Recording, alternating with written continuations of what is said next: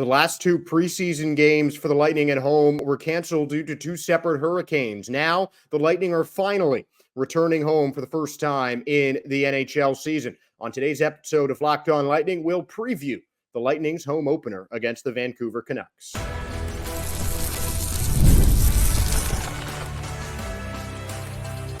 You're Locked On Lightning, your daily podcast on the Tampa Bay Lightning, part of the Locked On Podcast Network, your team every day. Welcome into Locked On Lightning. Josh Sperber here. Want to thank all of you for making Locked On Lightning your first listen every day. We're part of the Locked On Podcast Network, your team every day. And if your team is the Tampa Bay Lightning, this is the show for you. And we're getting this one started by talking about Tampa Bay's long-awaited home opener. The Lightning had what was supposed to be their September home preseason finale canceled due to Hurricane Helene. Then a couple weeks later, they had another home preseason game canceled due to Hurricane Milton. They went to Carolina early to start the season and now have come home amidst some damage from the hurricane, and the Tampa Bay Lightning are really doing a fantastic job. I want to just give a shout out to Jeff Vinik and the entire Lightning team for doing so much so far in the Tampa community, going to all these different organizations and donating money to important causes like the Red Cross and other local organizations. I love to see Tampa taking such an active role in trying to repair this city from two just devastating hurricanes, the effects of which are still, some people are still suffering from. So it's a really great thing to see Tampa, as a team, as a front office, uniting, the Lightning uniting to help out in the Tampa Bay community. And they're even offering discount tickets for the games this week. They've got a canned food drive that begins at 5:00 tomorrow. That'll go before the next couple of home games for Tampa as well. And you just love, those are just little things that, the Lightning didn't have to do, but they did. And it, I think, goes a long way with one of the reasons why the Lightning are just so near and dear to the hearts of many in this Tampa community. And I am really, I just love to see the entire Lightning team and organization really unite in an effort to try and repair this city. But I don't want to talk more about the hurricane anymore. The Lightning certainly trying to focus on hockey. Anthony Cirelli, Ryan McDonough, John Cooper talked to reporters after practice in Carolina, or at home, but after the Carolina game on Sunday.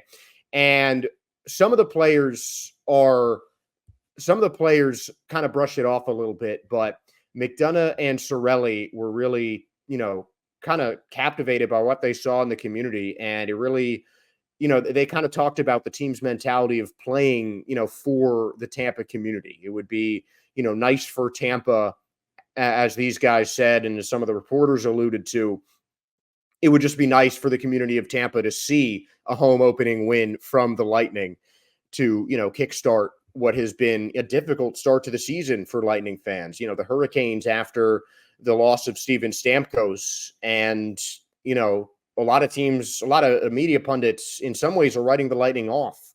And, the Lightning, I think, can make a big statement taking on a playoff team last year in the Canucks at home, that they're a team here to stay. And the Canucks are 0-2 to start the season, lost to the Flyers and Flames, one of those losses in overtime, both of those losses to teams that did not make the playoffs last year. The Canucks did lose some guys in the offseason. Elias Lindholm and Nikita Zadorov both were, big free agency departures, and they replaced them with Jake DeBrusk was their biggest signing in the offseason. But the Canucks in the offseason, after having a great end to the regular season and capturing that playoff spot, the offseason, they didn't really seem to do much to change up their team. There are a couple new names, a couple new faces, but they didn't make a whole lot of change. The Lightning obviously did, but they still really retained, aside from Stamkos, the core of their team. They certainly added some key young pieces that are unproven, but seem to have given the Lightning a boost already. I mean, the coaches and players have been raving about the team's chemistry so far. Even Jake Gensel was talking about how he already seems quite comfortable with what the Lightning are doing. And to have someone like that, someone that important, say that this early in the season is, a very good sign. And I think a home win against a struggling Canucks team right now would be a really big step to start the season. And we can talk about how we'd love to see Connor Geekie and Jake Gensel score goals in the home opener. I think that would really just set the place on fire. But it's just, the impact that this team has on the Tampa community, with everything that's gone on, a big home opening win could do wonders for the season. I don't want to, start getting ahead of myself in terms of like a season defining win, considering that tonight's game is only going to be the second game of the season. But, it could have the biggest impact on the fan base and the players with everything that's going on in Tampa right now. And it's clear that the players want to take that victory in their home opener this season. And, now it's just about performing on the ice. And I think the Lightning certainly have the talent to do that. We'll talk about some of the key players to watch a little bit later on, but there were definitely some good things that I think the Lightning can build off of in that Hurricanes win, starting with the power play, netting the game tying and game winning goals for the Tampa Bay Lightning. That is something that is going to be very key. And if the Lightning can get one or two power play goals, I think they'll have a real good shot at taking down the Canucks and getting their first home win of the season and second in a row. I think face-offs certainly need to improve. You always want to win that face-off battle. And I think, they're definitely, Connor Geekie might even be looking to challenge himself after taking home a quarter of his face-offs for 2 wins in 8 tries. So, you might have that kind of incentive, that kind of personal incentive from Connor Geekie to try and step up. But I mean, the Lightning, really the only thing they lost in Carolina was that face-off battle. And the Hurricanes got their first goal of the season before the Lightning did. But then they came out and scored the next 4. That extra defender is going to be something else to watch. The Lightning really used 3 defenders on that 3 line with that third line defense, Darren Radish, Nick Perbix, and Emil Lilleberg. And it kind of seems like it's Radish and Perbix jockeying for that second defensive spot on the third line. Radish already has some spot on the power play, but the Lightning using an extra defender there, they might finally have the forward depth, which we'll talk about in the next segment, with one of our players to watch as a guy potentially coming back from injury for the Lightning's home opener. But it's not often that you see a team have more than 6 defenders getting shifts. The Lightning using an extra defender on that third line, I think, is to try and help Lilleberg's progress. Maybe they'll switch to a more conventional setup with just 6 defenders, 2 on each line. But, with Emil Lilleberg getting his first one-way contract in the NHL, this is really his first crack at top-level hockey for an extended period of time. He played less than half of the season last year, and now he's starting the year on the NHL roster of the Tampa Bay Lightning. So having 2 guys like Radish and Perbix, both of whom have, been with the Lightning for a couple of years, both of whom really, know how the team works, know how, they want to defend.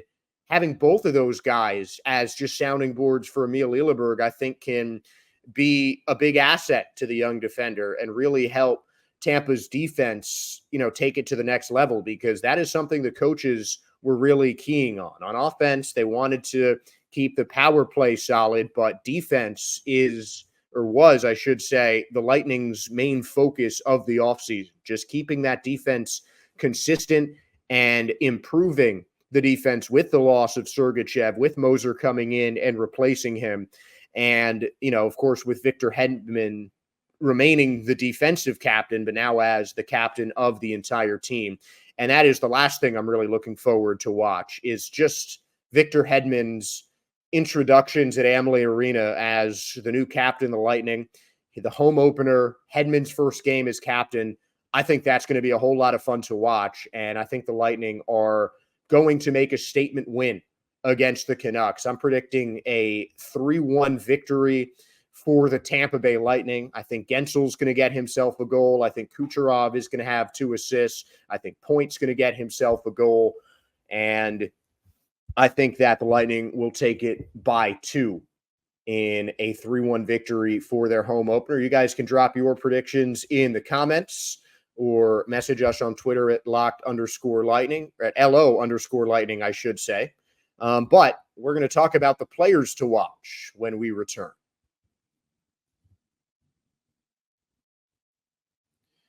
I'm not a huge sports bettor, but I know that FanDuel.com is the place to go for sports betting. Most of my friends that do bet use FanDuel, and you can start the season with a big return on FanDuel as well. It's America's #1 sports book. And when you get a hunch in the middle of the game, you can check out the latest stats, view live play-by-play, and so much more on the exact same page where you place your bets. You'll get started with $200 in bonus bets guaranteed when you place your first $5 bet. That is FanDuel.com. And the odds are up for the Tampa Bay Lightning. It looks like it's relatively even with the Canucks as the underdogs, with a money line of minus 133 or 137 for the Tampa Bay Lightning. The over-under is set at 6.5 goals, and you can visit FanDuel.com for more Lightning bets that can be made in tonight's game against the Vancouver Canucks. We are back here on Locked On Lightning, and let's talk about some of the players that I will personally be locked onto in Tampa's home opener tonight. The first of which is the man I alluded to in that last segment. According to the TampaBayLightning.com, Mikey Eyssimont practiced as the right winger on the third line with Cam Atkinson and Connor Geekie after missing the entire preseason with an injury.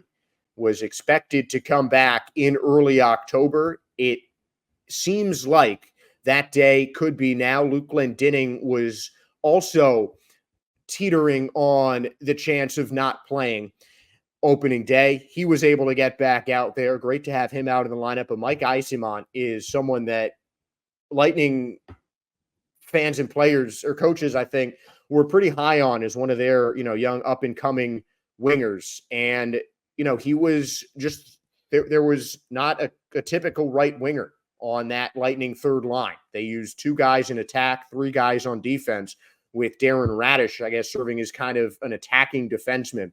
But now it's going to be a whole bunch of shifts in that third line.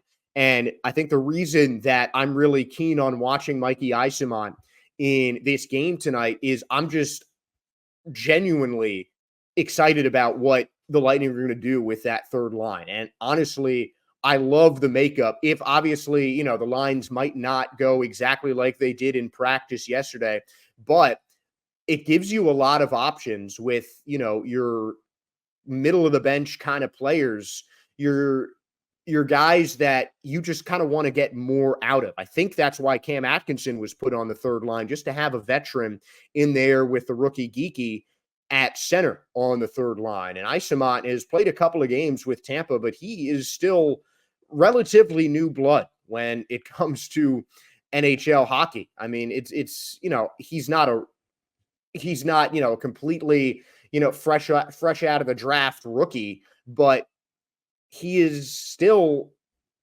played a lot more minor league time than he has in the NHL.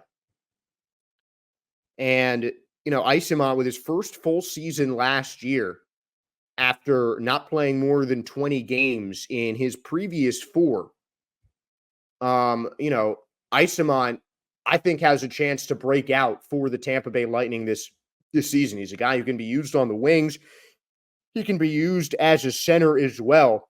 And, he's getting a bump up in lines. And, yes, part of that has to do with some offseason moves. But I think the Lightning are moving him up because they really think that he has earned his way to be a larger part of this organization. And I think that the Lightning are going to start to use their top 2 lines, their more experienced lines, more, with that third line getting around less than 15, but more than 10 minutes of playing time, all of them around the 10-minute mark for lines 3 and 4. So I think that, the Lightning definitely need to kind of establish those third and fourth lines, but they do that with just a heavy punch up on the top 2. And I think Michael Eyssimont really could be key to, unlocking that third line's potential. Just having a group of 3 on the attack that can mesh together. And, you don't really know what to expect from Connor Geekie. Eyssimont is going to be getting an expanded role this year, likely after an average of 11 minutes of ice time last season. You don't know what you're going to be getting from him. I mean, he's improved a lot, but at the same time, he's missed preseason. So I'm just curious to see how he works on that third line and what the Lightning plan to do with him as we move forward in the season. And another star to watch that I want to take a look at is Jake Guentzel. I mean, I'm kind of going to mix Guentzel and Geekie into this. It's something that we've talked about. It just, I think, would be it would be honestly bigger for the fan base than I think it would be for the team if we got a goal from Connor Geekie and Jake Guentzel in the Lightning's home opener. Geekie scored his goals on the road. So he still hasn't put a puck in the net at Amalie Arena. He's got an assist at Amalie Arena. But I'd like to see him get his NHL tally open. And Jake Guentzel, big contract sign in the offseason, enormous shoes to fill in replacing Steven Stamkos on that Lightning first line. I really think that it could potentially be a season-altering play if Jake Guentzel scores at home. I think that's how much it would mean to the Tampa Bay Lightning fan base, that they can just instantly get right behind their new man after the departure of, one of the greatest players in Lightning history, a fan favorite, all of that. And I think that is something that Jake Guentzel knows about. Obviously, he got on the score sheet with 2 assists, but, just having him get that goal, turn that red light on, I think would be huge for the fan base. And Connor Geekie, obviously would get everybody excited just with, some of that, the youth, the top prospect, everything like that. I think that would be a really big thing. So if Geekie and Guentzel can get those goals at the home opener tonight, the Tampa Bay Lightning could be primed for a big season. And I think this is definitely a team that has been overlooked in some cases, but it's a team that the more you see them on the ice, the more it looks like that there is something good here. And yeah, I think the 3 guys that I just mentioned are definitely key players to take a look at in Tampa's home opener. And that third line defense is really the other thing I'd like to keep an eye on. Something that we talked about. It still appears they're practicing with 2 defenders on the Lightning's third line, Lilleberg, Radish, and Perbix. I'm honestly just curious to see how long they go for that. I mean, is it just going to be once Michael Eyssimont works his way back into the lineup, they're going to kind of revert things back to normal? Is it something they're going to do to just kind of throw teams off or late in games when they're trying to hold a tight lead? It's something that I personally have not seen a whole lot in the NHL. And I am just excited to, really get a closer look at it in the home opener for the Lightning tonight. But our next segment is going to talk about the AHL with the ECHL Orlando Solar Bears set to start their preseason on Wednesday. The Syracuse Crunch are off to a solid start in the AHL season. We'll take a look and break down some of the Crunch players that you might see in the Lightning organization and what has been good in the Lightning minor leagues.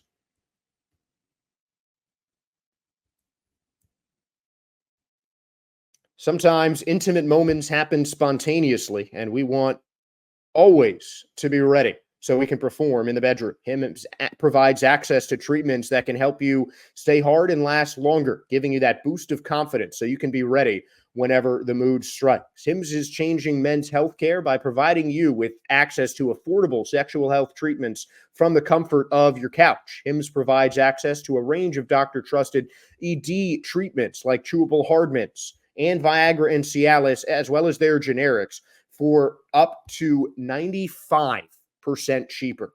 The process is 100% online, so there's no need to go in for those uncomfortable doctor's visits. All you need to do is answer a series of questions on the site. You can see the link below, hims.com/lockedon, and a medical provider will determine the right treatment option. If prescribed, your medication will ship directly to you in discreet packaging for free. So free shipping, always a good thing. No insurance is needed, even better. And one low price covers everything from treatments to ongoing care. With hundreds of thousands of trusted subscribers, Hims can help you find the ED option that works for you. So start your free online visit today at hims.com/lockedon. That's HIMS.com/LOCKEDON for your personalized ED treatment options. hims.com/lockedon. The products mentioned are chewable compounded products, which are not approved or verified for safety or effectiveness by the FDA. Prescriptions require an online consultation with a healthcare provider who will determine if appropriate. Restrictions apply. See website for details and important safety information. A subscription is required. Price will vary based on product and subscription plan.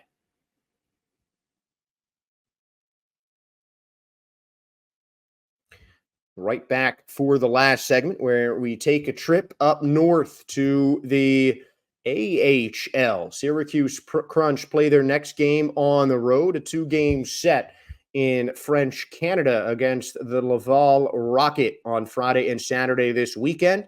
They had 2 preseason games, a split, a road loss or a road win and a home loss. Lightning took wins against one of the 2 teams that they beat in the preseason, with a road win against the Utica Comets to start off their regular season. Same day the Lightning opened their regular season, a 5-0 win against the Utica Comets, and the Belleville Senators were felled 2-1 in the Crunch's home opener on the following day. So Syracuse off to a solid start. After last season, they missed the playoffs with 87 points, 39, 24, 4, and 5, their overall record. So they made the playoffs. They won their first series in 5 games against the Rochester Americans, then lost 3 straight to the Cleveland Monsters in the Calder Cup playoffs, and they look to build on that this season. A couple of players who were with the Tampa Bay Lightning in preseason have already gotten on the score sheet. Dylan Gill is the goal-scoring leader with 2.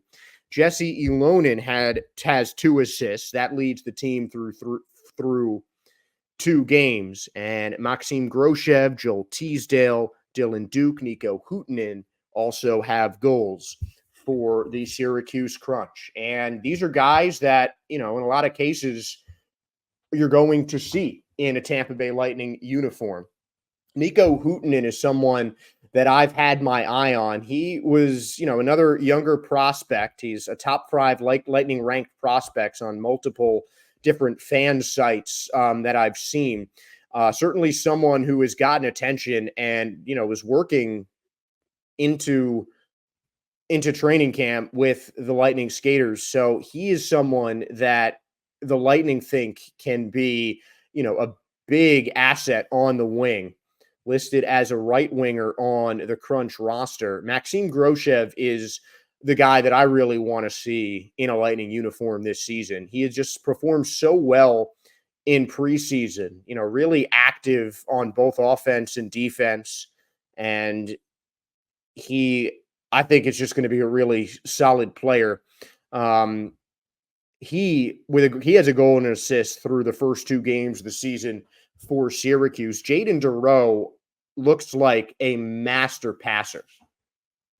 He had 3 assists in what ended up being his last preseason game, has 1 in 2 games.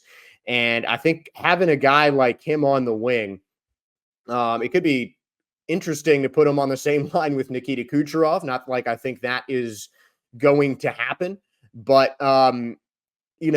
just having 2 guys who can pass the puck that well in your rotation is always a positive thing. And I think Giroux may already have the passing skills to get onto the NHL roster for the Lightning. But I mean, Tampa Bay's wingers especially are just so deep that there's not room for him up there yet.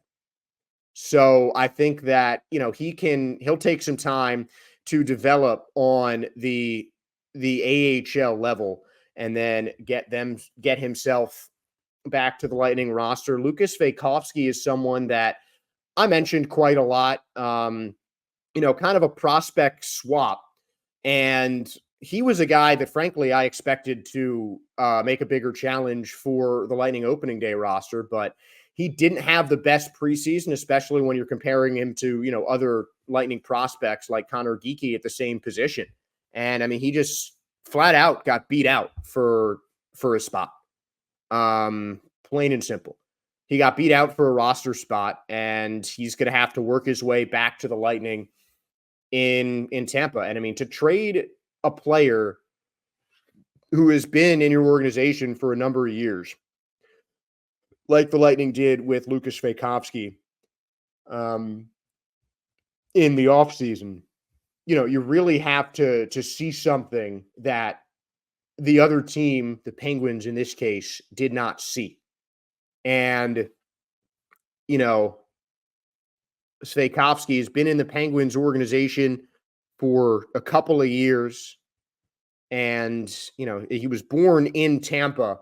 So that story enough, I think, is reason to want Lucas Vaikovsky to suit up for the Lightning this season. Just having a Tampa-born player on the team, that's always, I think, a great thing to see when, a hometown kid plays for their hometown team. That's something that I would like to see. And I don't think that's the only reason the Lightning took a flyer on him and made that trade for him in the offseason.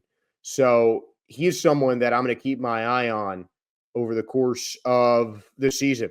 Toby Paquet-Bisson is a defender. Him and Declan Carlisle were 2 players who were really fighting for that last spot on defense. And of course, Dylan Gill, scoring defender with 2 goals to his name so far. So, a lot of guys to look at on the Syracuse Crunch, hoping that they continue to have a really solid season, and we'll be checking in on the Crunch over the course of this year a little bit. But right now, the obvious focus for Tampa is going to be on their home opener against the Vancouver Canucks. If you have a prediction, make sure to message us on Twitter. We might mention any correct predictions. We'll certainly mention on tomorrow's show. You can slide into our DMs at LO_Lightning, or you could message me personally on my X account at Josh_Sperber. And if we have any correct predictions, we'll maybe talk about them on the show tomorrow. But that is going to do it for tonight, as my next stop is Amalie Arena. Josh Sperber here, thanking all of you for tuning in to Locked On Lightning today and making it your first listen. For your second listen today, find Locked On Fantasy Hockey. Become a fantasy hockey expert and get the edge over your league mates with daily tips from Steal and Flip. Find Locked On Fantasy Hockey on YouTube or wherever you listen to your podcast. So once again, thank you all of you for tuning in. Please like, follow, subscribe. Your support helps us. So please support us with a like, a follow, or a subscription, or all of them. That's cool too. And of course, if you're still in the Tampa Bay area, I hope you have your power and internet back, and I hope that you are staying safe. That is going to do it for tonight's show. I'm Josh Sperber signing off for Locked On Lightning, and I'll see you at Amalie Arena. Go Bolts.